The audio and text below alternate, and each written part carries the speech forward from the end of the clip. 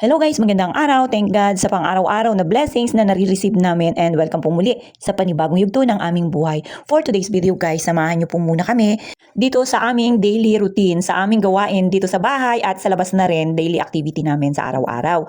And ang inyong makikita ngayon guys, isisimulan ni nanay sa pagdidilig nitong mga halaman namin na dumarami na. Ito nga po pala, yung tubig na ito ay pinatatapon na namin.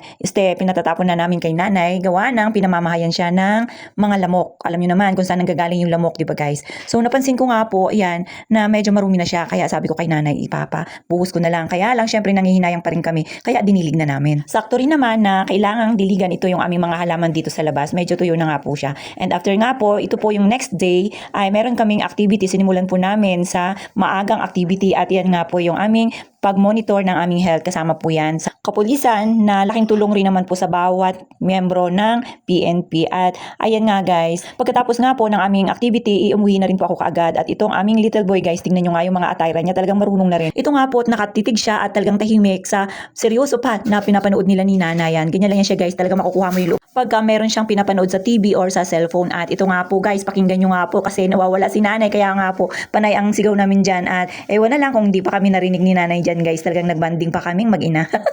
Nay! Nay! Nay!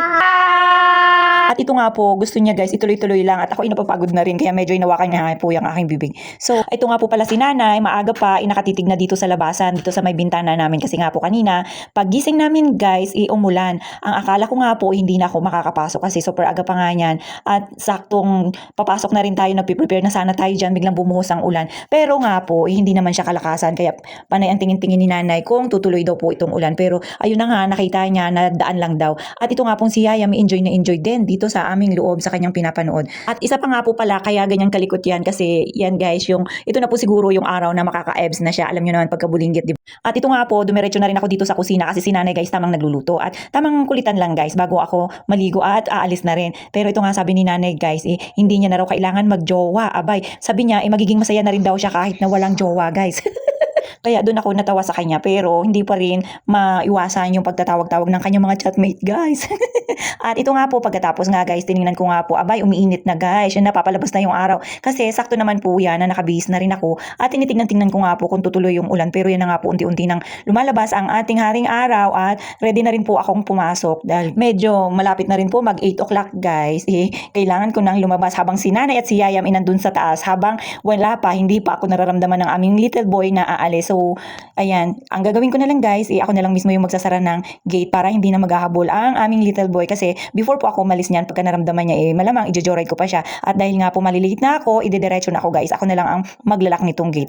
Dahil nga po, ito nga guys, pagdating nga po ng hapon, hindi ko pa rin siya pinaplano na mag-firing sana, kaya lang nandito na at kukunti pa lang din pala yung mga tao dito guys, dumiretso na po kami para tapusin na at talagang napaka-busy po talaga ngayong week na to guys. Sobrang busy. Tapos, sasabayan pa ng mga compliance, kaya diskarte na lang talaga kung paano ka makaka-join sa mga activity at kung paano mo magagawa or matatapos yung mga compliance. At yan nga po pala yung aking kasama sa opisina guys. So ayan, after nga po, idumiretso na ako dito sa bahay. At yan, kitang-kita nyo naman talagang pagod na pagod ako sa buong maghapon. At yan nga po, nagbanding na lang po kami ni Yayam dyan guys. Habang si nanay syempre, laging pa baby!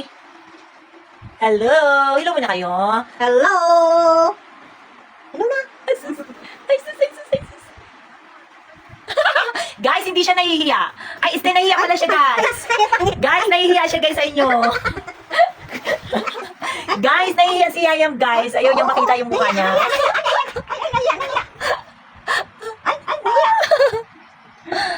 Hello, guys.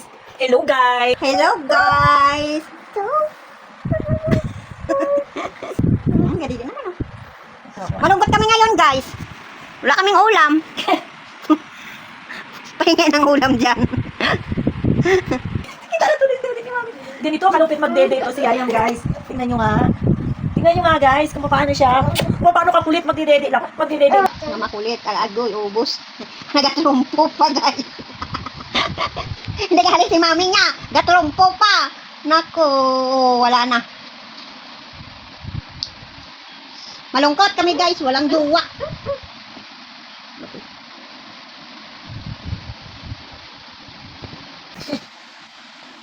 Bilang tani pagwapa, wala man duwa. Hindi na lang ako magpagwapa. Matanda naman tayo eh.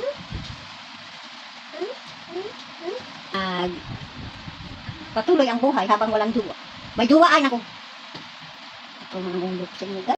Ito nga po't nakahatbat na si nanay. Tamang nagpapaantok na lang din po. Ito yung katabi ni nanay na aming little boy guys. Pero meron pa po pala kaming gagawin sa labas. Nag-aantay yung aming gagawing ice candy. Pero yan guys, tamang inaantay na lang ni nanay na lumamig. Kaya ayan nga po. Explain. Sa nagligat, 60. Oh, 69. Kulang isa para mag 70. Ito pong 62. Kunti. Hindi lang paman. May paman pa guys. Cute. Guys, bili na kayo ng ice candy. Flavor namin ay pandan. Sarap-sarap. Ilang piraso yan ay? 62? 62. Ay nakaramas marami, di ba? Oh, 69. Kulang Oh, isa. sabi mo sa kanila kung magkano yung ganyan natin. Tag 5 lang guys. Bili na kayo. Masarap itong Oo. aming ice candy. Yes. Ano yan siya, mabenta yan siya guys sa mga bata kasi yan yung, lalo na ngayon pag tag-araw, tag-init, di ba? Mas gusto nilang bumili ng ganyan kasi mas makakamura sila. At isa pa guys, alam niyo malinis yung pagkakagawa namin. Yung tubig niyan, hindi yan basta-basta kinukuha sa gripo. Nanggagaling yan doon sa mineral Mineral. water. O, di ba? Bye. Bye guys!